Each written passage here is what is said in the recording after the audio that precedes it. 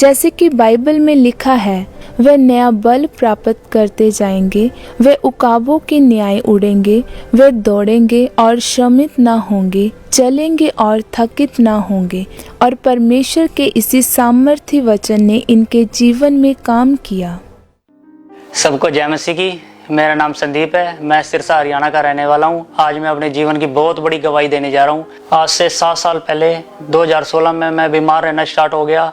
जैसे मैं बाहर जाता था, धूल मिट्टी उड़ती थी और मेरे को सांस लेने में बहुत ही ज़्यादा दिक्कत होती थी। मुझे घुटन बहुत ज़्यादा महसूस होती थी और मेरे फेफड़ों में दर्द होता था। मेरा काम कपड़े प्रेस करने का है। जैसे कि गर्मी ज़्यादा हो जाती तो मेरे को इतनी प्रॉब्लम होती थी कि मेरे से काम भी नहीं होता था और वहाँ घुटन महसूस होती थी। बिल्कुल भी यानी मेरे से खड़ा भी नहीं होया जाता था। ऐसे करते करते मेरी प्रॉब्लम बढ़ती गई। मैं बहुत ही ज़्यादा यानी डिप्रेस हो गया। मैं इतना ज़्यादा परेशान हो चुका था कि मैंने अपनी फैमिली से भी डिस्कस किया और मेरी फैमिली को मैंने बताया कि मेरे से ये काम करता हूँ तो मेरे को घुटन महसूस होती है। मैं यानी मेरे से काम बिल्कुल नहीं होता था और मेरे फैमिली वाले मेरे को बोले तू अब ये काम छोड़ दे, कोई बात नहीं, तेरे को अपने घर पे रह, तू थोड़ा आराम कर, सही हो जाएगा तो चला जाएगी। लेकिन ये मेरी बीमारी दिन भर बढ़ती गई और इस बीमारी से मैं बहुत ही ज़्यादा परेशान हो चुका था। मेरी शॉप के पास एक ब्रदर रहते थे तो मैंने उनसे बातचीत की कि मैं यानी कि मैं बहुत परेशान हो रहा हूँ, मैं क्या करूँ। तो उन्होंने मेरे को बताया, उनके कोई जानकार था कि वो डॉक्टर के पास जाओ। उस डॉक्टर ने मेरे एक्सरे करवाए, ब्लड के सैंपल लिए तो उन्होंने रिपोर्ट में पाया कि दमे की प्रॉब्लम है। जब डॉक्टर ने मुझे कहा कि आपके दम है तो डॉक्टर ने मुझे मेडिसिन दी, कहते आप ये दवाई खाओ। तो लगभग मैंने 2 महीने वो दवाई खाई। दवाई खाने के बाद भी मेरे बिल्कुल भी असर नहीं हुआ। तो मैं डॉक्टर के पास दोबारा गया, मेरे को कोई आराम नहीं मिल रहा। डॉक्टर ने मेरे को बताया आप ये पंप लेना पड़ेगा आपको। तो वो मैं पंप भी लेता रहा तो बिल्कुल भी यानी मेरे को आराम नहीं मिला। ऐसे करते करते मेरे को ये दिक्कत मेरे को बहुत ही यानी बढ़ती गई। दमे की वजह से जब थोड़ा सा भी मैं दौड़ता या भागता यानी जब भी यानी सीढ़ियों पे चढ़ता तो मेरे यानी फेफड़ों में दोनों साइड दर्द होने लग जाता था। कई बार यानी कि ऐसे होता था कि यानी जब ये सांस लेने में मेरे को प्रॉब्लम होती थी, मैं डर भी जाता था, मेरे अंदर यहाँ दर्द होता था। तो मैं अपना यानी दुकान का भी शटर गिर के भी मैं यानी मोबाइल भी स्विच ऑफ कर देता कि कोई यानी मेरे को परेशान ना करे, कि कोई कस्टमर भी मेरे को यानी आके ये ना कहे मेरे को कपड़े दे, ये है वो है। मैं यानी उनसे बचता था, यानी मैं अपने सीधा घर चला जाता था। डॉक्टर ने मेरे को बहुत ही यानी ज़्यादा चीज़ों के लिए परहेज करने के लिए बोला। वो कहता यानी आइसक्रीम नहीं खानी, ठंडी चीज़ें नहीं खानी, ठीक है, तली हुई चीज़ें नहीं खानी। ये अस्थमा, ये रोग मेरी ज़िंदगी में इतना बढ़ चुका था कि मैं डरता था कि कहीं मेरी मौत ना हो जाए इससे। और मैं डिप्रेस रहने लगा, बहुत ही ज़्यादा मैं परेशान रहने लगा।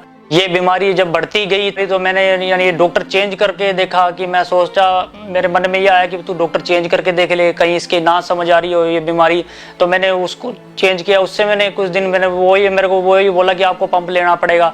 जब मैं तीसरे डॉक्टर के पास गया तो मेरे को उन्होंने नेबुलाइजर दिया और ये वो बोले कि आप इसको यूज करो, आप इसको घर पे ही रखो। वो फिर मैं घर पे ले आके यानी रखा। मैं वो यानी दिन में 3 से 4 बारी नेबुलाइजर को भी मैं यूज करता था जो डॉक्टर ने मेरे को दिया था। उससे भी मेरे को बिल्कुल आराम नहीं मिलता था और मेरे को ऐसा लगता था कि मैं बस अब बिल्कुल कभी नहीं ठीक हो पाऊंगा।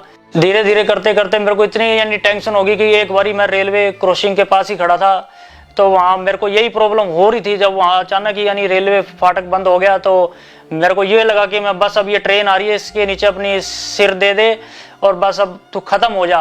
और ऐसे करते करते मेरे जीवन में ये समस्या बढ़ती बहुत ज़्यादा एक विकराल रूप ले चुकी थी।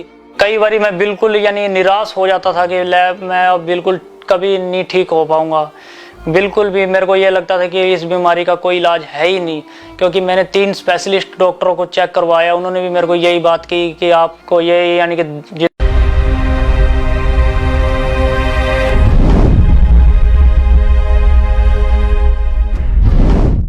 आज ये भाई अपने जीवन की अद्भुत गवाही देने जा रहे हैं कि कैसे परमेश्वर के जीवित वचन ने इनके जीवन में काम किया और इन्हें नशे से आज़ाद करके इनके जीवन को असरदार बनाया। तो आइए सुनते हैं इनकी गवाही को।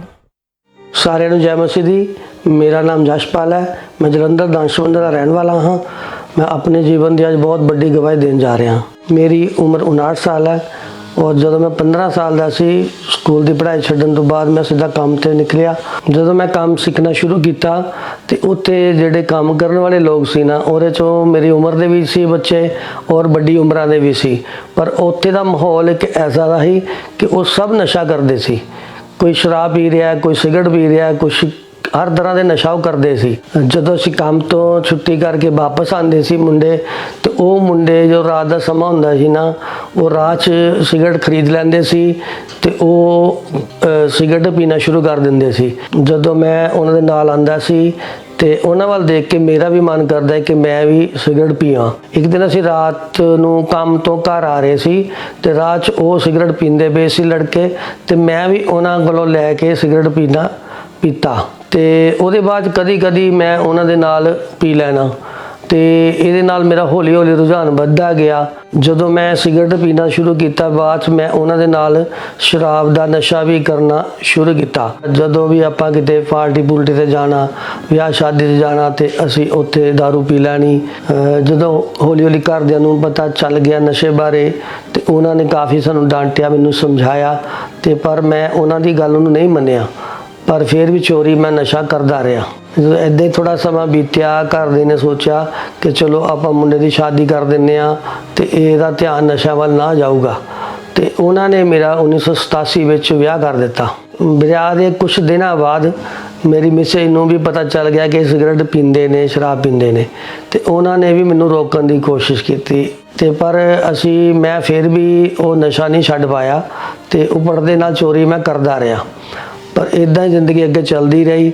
ਆਸਤੇ ਨਸ਼ੇ ਜਿਹੜੇ ਮੇਰੇ ਹੋਰ ਵਧਣੇ ਸ਼ੁਰੂ ਹੋ ਗਏ। ਫਿਰ ਨਾ ਉਸ ਕਰਕੇ ਘਰ ਵਿੱਚ ਲੜਾਈ ਝਗੜਾ ਰਹਿਣਾ ਸ਼ੁਰੂ ਹੋ ਗਿਆ। ਪ੍ਰੋਪਰ ਮੈਂ ਪੈਸੇ ਘਰ ਨਹੀਂ ਦਿੰਦਾ, ਨਸ਼ਾ ਛੁਡਾ ਦਿੰਦਾ ਸੀ। ਮੈਂ ਕੋਸ਼ਿਸ਼ ਤੇ ਕਰਦਾ ਸੀ ਪਰ ਨਸ਼ਾ ਤੋਂ ਨਿਕਲਾਂ, ਪਰ ਮੈਂ ਫਸ ਚੁੱਕਿਆ ਸੀ, ਫਿਰ ਮੈਂ ਨਿਕਲ ਨਹੀਂ ਪਾਇਆਗਾ। ਇੱਕ ਦਿਨ 'ਚ ਮੈਂ 2 ਡੱਬੀਆਂ ਸਿਗਰਟਾਂ ਦੀਆਂ ਬੀੜੀਆਂ ਦਾ ਇੱਕ ਬੰਡਲ ਪੀ ਜਾਂਦਾ ਸੀ, ਤੇ ਅੱਧੇ ਨਾਲੋਂ ਵੱਧ ਸ਼ਰਾਬ ਪੀ ਜਾਂਦਾ, ਅੱਧੀ ਬੋਤਲ ਤੋਂ ਜ਼ਿਆਦਾ ਸ਼ਰਾਬ ਪੀ ਜਾਂਦਾ ਹੈ। ਜਦੋਂ ਮੈਂ ਸਵੇਰੇ ਉੱਠਣਾ, ਪਹਿਲਾ ਕੰਮ ਮੇਰਾ 2 ਬੀੜੀਆਂ ਪੀਣਾ ਹੀ ਹੁੰਦਾ ਸੀ, ਤੇ ਰੋਟੀ ਖਾਣ ਤੋਂ ਪਹਿਲੇ ਕਾਫੀ ਬੀੜੀਆਂ ਪੀ ਚੁੱਕਦਾ ਸੀ ਮੈਂ, ਰੋਟੀ ਖਾਣ ਤੋਂ ਬਾਅਦ ਵੀ ਬੀੜੀ ਪੀਂਦਾ ਸੀ। ਘਰ ਦੇ ਮੇਰੇ ਬਹੁਤ ਮੈਨੂੰ ਰੋਕਦੇ ਸੀ, ਪਰ ਮੇਰੇ ਕੋਲੋਂ ਇਹ ਨਸ਼ਾ ਛੱਡਿਆ ਨਹੀਂ ਜਾਂਦਾ। ਇਸ ਦੀ ਵਜ੍ਹਾ ਦੇ ਨਾਲ ਮੇਰੇ ਕੰਮ ਤੇ ਅਸਰ ਪਿਆ। ਮੈਂ 2 ਵਾਰੀ ਬਿਜ਼ਨਸ ਸ਼ੁਰੂ ਕੀਤਾ, 2 ਵਾਰੀ ਮੇਰਾ ਬਿਜ਼ਨਸ ਖਤਮ ਹੋ ਗਿਆ। ਜੋ ਵੀ ਮੈਂ ਪੈਸਾ ਕਮਾਉਂਦਾ ਸੀ ਆਪਣੇ ਕੰਮ 'ਚੋਂ, ਉਹਦੇ ਅੱਧੇ ਨਾਲੋਂ ਜ਼ਿਆਦਾ ਮੈਂ ਨਸ਼ਿਆਂ ਤੇ ਉਡਾ ਦਿੰਦਾ ਸੀ। ਫਿਰ ਕਈ ਵਾਰੀ ਜ਼ਿਆਦਾ ਸ਼ਰਾਬ ਪੀ ਕੇ ਆਉਣਾ ਰਾਤ ਨੂੰ, ਫਿਰ 12-1 ਵਜੇ ਜਾਣਾ, ਦੋਸਤਾਂ 'ਚ ਬੈਠੇ ਪੀਂਦੇ ਰਹਿਣਾ, ਖਾਣ ਦੀ ਹੋਸ਼ ਨਹੀਂ ਰਹਿਣੀ, ਘਰ ਆ ਕੇ ਇੱਦਾਂ ਹੀ ਸੋ ਜਾਣਾ। ਜਦੋਂ ਮੇਰੇ ਬੱਚੇ ਮੈਨੂੰ ਬਹੁਤ ਸਮਝਾਉਂਦੇ ਸੀ ਨਸ਼ੇ ਬਾਰੇ ਛੱਡਣ ਵਾਸਤੇ, ਤੇ ਮੈਂ ਫਿਰ ਸੋਚਿਆ ਚਲੋ ਕੋਈ ਨਹੀਂ, ਅਸੀਂ ਕੋਸ਼ਿਸ਼ ਕਰਦੇ ਹਾਂ, ਛੱਡ ਦਿੰਦੇ ਹਾਂ। ਮੈਂ ਜਦੋਂ ਨਸ਼ਾ ਛੱਡਣ ਦੀ ਕੋਸ਼ਿਸ਼ ਕਰਦਾ ਸੀ, ਪਰ ਮੈਂ ਛੱਡ ਨਹੀਂ ਪਾਉਂਦਾ ਕਿ ਮੈਨੂੰ ਤਲਬ ਮਹਿਸੂਸ ਹੁੰਦੀ ਸੀ। ਜਦੋਂ ਮੈਂ ਉਹਦੇ ਬਿਨਾਂ 1 ਮਿੰਟ ਵੀ ਨਹੀਂ ਰਹਿ ਪਾਉਂਦਾ। ਅਗਰ ਮੇਰੇ ਕੋਲ ਬੀੜੀ ਸਿਗਰਟ ਨਹੀਂ ਤਾਂ ਮੈਂ ਮਜਬੂਰ ਹੋ ਜਾਂਦਾ ਸੀ। ਜਦੋਂ ਮੇਰੇ ਕੋਲ ਪੈਸੇ ਨਾ ਹੋਣੇ दारू ਵਾਸਤੇ, ਤੇ ਫਿਰ ਮੈਂ ਸੱਜਣਾ ਮਿੱਤਰਾਂ ਤੋਂ ਉਧਾਰੇ ਲੈ ਲੈਣੇ, ਤੇ ਉਧਾਰੇ ਲੈ ਕੇ ਤੇ ਮੈਂ दारू ਪੀ ਲੈਣੀ, ਤੇ ਇਦਾਂ ਫਿਰ ਆਪਣੇ ਨਸ਼ੇ ਨੂੰ ਮੈਂ ਪੂਰਾ ਕਰਦਾ ਸੀ। ਆਪਣੀ ਜ਼ਿੰਦਗੀ ਤੋਂ ਮੈਂ ਬੜਾ ਪਰੇਸ਼ਾਨ ਹੋ ਚੁੱਕਿਆ ਸੀ। ਤਾਂ ਮੈਂ ਸੋਚਦਾ ਕਿ ਮੇਰਾ ਕੀ ਬਣੂਗਾ। ਮੈਂ ਨਾ ਤੇ ਕੰਮ 'ਚ ਕਾਮਯਾਬ ਹਾਂ, ਨਾ ਮੈਂ ਕਮਾ ਪਾਉਂਦਾ, ਜੋ ਕਮਾਉਂਦਾ ਮੈਂ ਨਸ਼ਿਆਂ 'ਚ ਚੱਲ ਜਾਂਦਾ, ਮੈਂ ਕੀ ਕਰਾਂਗਾ, ਤੇ ਬੜਾ ਪਰੇਸ਼ਾਨ ਰਹਿੰਦਾ ਸੀ। ਫਿਰ ਇਦਾਂ ਹੀ ਨਾ ਮਤਲਬ ਜ਼ਿੰਦਗੀ ਚੱਲਦੀ ਪਈ ਸੀ, ਤੇ ਮੇਰੀ ਸਿਸਟਰ ਇਨ ਲਾਅ ਨੇ ਨਾ ਸਾਨੂੰ ਖਾਮਰਾ ਚਰਚ ਬਾਰੇ ਦੱਸਿਆ। ਉਹ ਮੈਨੂੰ ਕਹਿੰਦੇ ਵੀ ਤੁਸੀਂ ਇੱਕ ਵਾਰ ਜ਼ਰੂਰ ਆ ਕੇ ਦੇਖੋ, ਤੇ ਉਹ ਮੇਰੀ ਵਾਈਫ ਨੂੰ ਲੈ ਆਈ, ਤੇ ਵਾਈਫ ਮੇਰੀ ਆਂਦੀ ਰਹੀ 2-4 ਮੀਟਿੰਗਾਂ, 10 ਮੀਟਿੰਗਾਂ ਆਈ ਹੋਏਗੀ। ਇੱਕ ਦਿਨ ਐਸਾ ਆਇਆ, ਤੇ ਉਹਨਾਂ ਨੇ ਮੈਨੂੰ ਕਿਹਾ ਕਿ ਅੱਜ ਵੱਡੀ ਮੀਟਿੰਗ ਹੈ, ਤੇ ਮੈਂ ਇਕੱਲੀ ਕਿੱਦਾਂ ਜਾਵਾਂਗੀ, ਤੁਸੀਂ ਬਾਈਕ ਤੇ ਮੈਨੂੰ ਲੈ ਕੇ ਚੱਲੋ ਮੀਟਿੰਗ 'ਚ। ਤੇ ਉਸ ਦਿਨ ਪਤਾ ਨਹੀਂ ਮੇਰਾ ਕਿੱਦਾਂ ਮਨ ਬਦਲਿਆ ਕਿ ਮੈਂ ਕਿਹਾ ਚੱਲ ਕੋਈ ਨਹੀਂ, ਇਕੱਲੇ ਕਿੱਦਾਂ ਜਾਣਾ, ਫਿਰ ਮੇਰਾ ਜਾਣਾ ਬੰਦਾ ਲੈ ਕੇ ਜਾਵਾਂ ਇਹਨੂੰ ਮੈਂ। ਤੇ ਮੈਂ ਆਪਣੇ ਉੱਪਰੋਂ ਮਨੋਂ ਉਹਨੂੰ ਲੈ ਕੇ ਚਰਚ ਵਿੱਚ ਆ ਗਿਆ।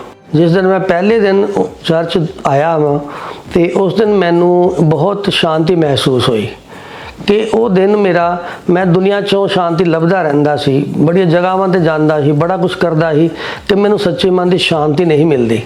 ਪਰ ਜੋ ਮੈਂ ਚਰਚ ਦੇ ਗੇਟ ਦੇ ਅੰਦਰ ਆ ਕੇ ਮਹਿਸੂਸ ਕੀਤਾ, ਉਸ ਦਿਨ ਤੋਂ ਮੇਰੀ ਜ਼ਿੰਦਗੀ ਬਦਲਣੀ ਸ਼ੁਰੂ ਹੋਈ। ਜਦੋਂ ਮੈਂ ਪਹਿਲੀ ਵਾਰੀ ਚਰਚ 'ਚ ਆਇਆ, ਸ਼ਾਂਤੀ ਮਹਿਸੂਸ ਕੀਤੀ, ਔਰ ਮੈਂ ਗਵਾਹੀਆਂ ਸੁਣੀਆਂ, ਵਰਸ਼ਿਪ ਦੇਖੀ, ਜੋ ਚਰਚ 'ਚ ਹੁੰਦਾ ਮੈਂ ਸਭ ਦੇਖਿਆ, ਤੇ ਮੈਨੂੰ ਐਦਾਂ ਲੱਗਿਆ ਕਿ ਜੇ ਇਹ ਲੋਕ ਚੰਗੇ ਹੋ ਸਕਦੇ ਆ, ਤੇ ਮੈਨੂੰ ਵੀ ਇੱਥੋਂ ਛੁਟਕਾਰਾ ਮਿਲ ਸਕਦਾ ਨਸ਼ਾ ਤੋਂ। ਫਿਰ ਮੈਂ ਲਗਾਤਾਰ ਮੀਟਿੰਗਾਂ ਸੁਣਨੀਆਂ ਸ਼ੁਰੂ ਕੀਤੀਆਂ, ਔਰ ਚਰਚ ਆਉਂਦਾ ਰਿਹਾ। 31 ਦਸੰਬਰ 2021 ਨੂੰ ਮੈਂ ਖਾਮਰਾ 'ਚ ਕਰੌਸ ਓਵਰਨਾਈਟ ਮੀਟਿੰਗ 'ਚ ਆਇਆ, ਤੇ ਉਸ ਦਿਨ ਪ੍ਰਭੂ ਦੇ ਦਾਸ ਨੇ ਨਸ਼ੇ ਕਰਨ ਵਾਲਿਆਂ ਵਾਸਤੇ ਇੱਕ ਖਾਸ ਪ੍ਰਾਰਥਨਾ ਕੀਤੀ।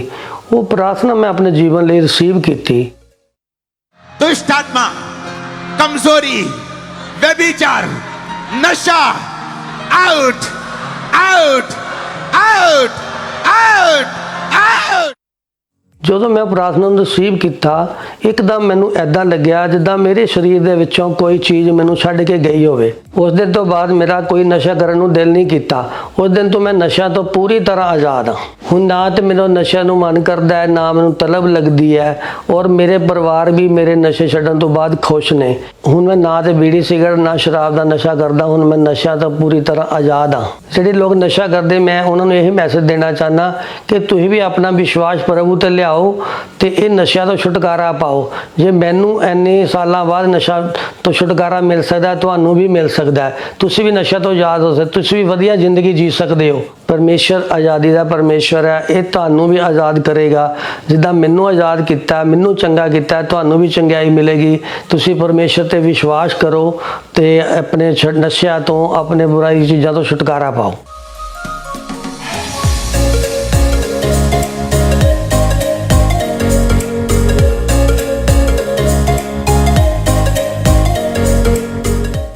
ਮੈਂ ਇਸ ਵੱਡੇ ਛੁਟਕਾਰੇ ਦੇ ਲਈ ਪਰਮੇਸ਼ਰ ਦਾ ਧੰਨਵਾਦ ਕਰਦਾ ਤੇ ਪਰਮੇਸ਼ਰ ਦੇ ਦਾਸ ਦਾ ਧੰਨਵਾਦ ਕਰਦਾ।